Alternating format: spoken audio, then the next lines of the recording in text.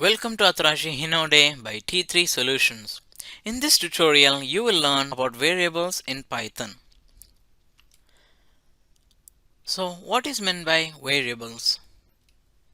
To begin with a convincing definition, we can say that variables are like containers that can store data so that they can be used when we call out the variable name later in our program. There are certain rules that needs to be followed while defining a variable.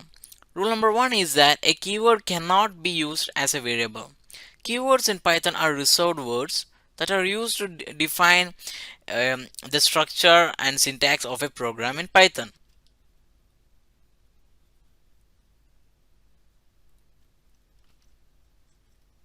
So the keywords include if, define, that is def, and for, etc.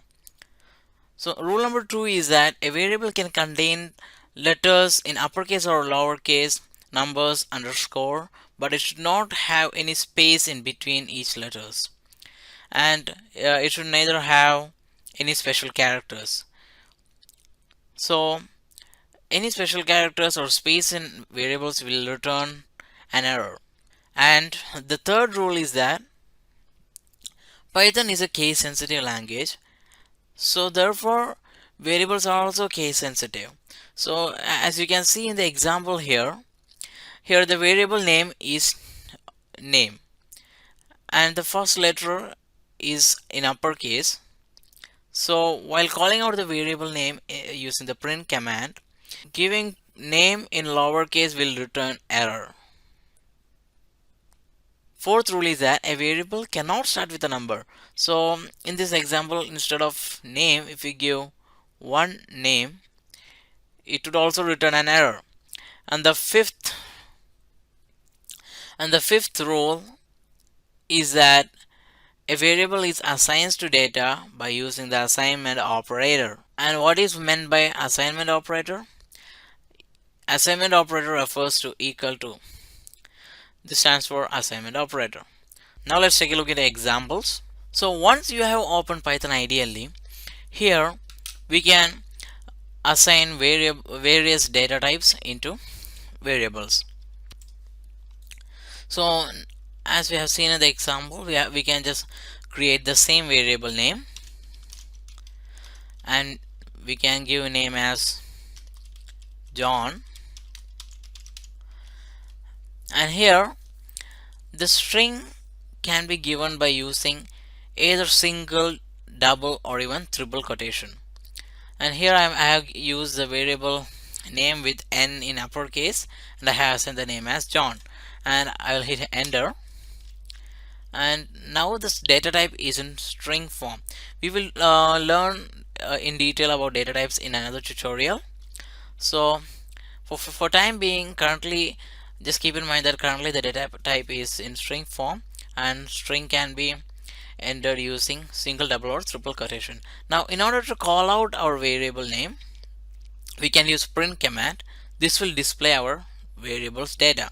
So let's use print command, print, and then you have to give your variable name inside parenthesis. So I will just close the parenthesis and I will hit enter. So as you can see here, the output shows John. Another important thing is the print command. Here you can see that all the letters of print are in lowercase, and while calling out your variable name, if you enter print in uppercase, for example I'm giving P in uppercase, and if I enter the variable name correctly, that too will return an error because this Python has a command with print in lowercase and not in uppercase. So here you can see that print is not defined. This is because we have entered the wrong command. And let's now create another variable called age, and I'm giving number 7. So here if I hit enter, the data type of the age will be in integer form. So that is the most useful and advantage of Python, that we don't need to declare the data type of our variable, and this feature is called dynamic typing. In other languages like C++, we need to declare the variable's data type, which is a big hassle while working out on big programs. So here we can just directly enter whatever value we need into the variable, and Python will assign the respective data type. So here if you want to call out the data of the particular age variable, we can just use a print command. So here if I hit enter, you can see that I have got the output as 7. So now how do we know the data type of a variable? So for this we need to use another command, that is type, and then we need to enter the variable name inside the parenthesis. So here if I want to get the variable data type of name, I need to enter that particular variable name and hit enter. So now here you can see that you got the data type of your name variable, that is str, that stands for string. And here you can see that while giving out the data type of a variable, it shows that class instead of data type. And all this comes under the OOPS concept. We will learn what is meant by class, objects, inheritance, polymorphism, encapsulation, abstraction in our other tutorial. And similarly, if you want to get the type of your age variable, you can get it the similar way using the type command. So here you can see that this data type is under class integer. And how do we get the address of this data? So for this we need to use another command called id command. So we will use id and then parenthesis, and inside the parenthesis we need to enter our variable name, that is age. So here we will get the location of the memory where this data is stored.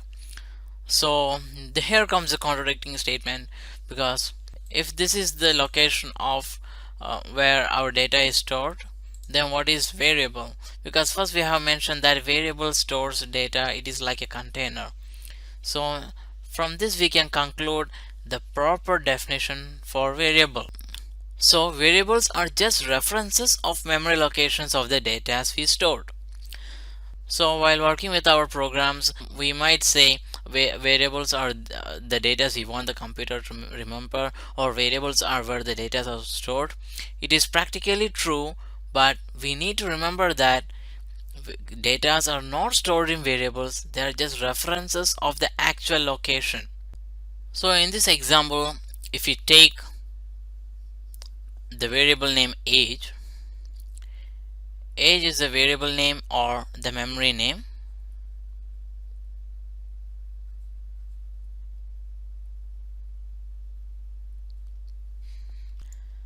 And the data 7, right?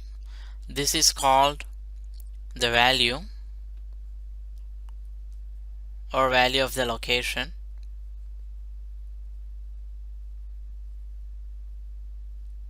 Because this is the value stored in that particular location, right? And this random digits, right, is called the address of the location. And this is where the data is stored actually. So the actual definition is that variables are just references of the memory location where the data are stored. So this is the end of this tutorial. See you in next tutorial.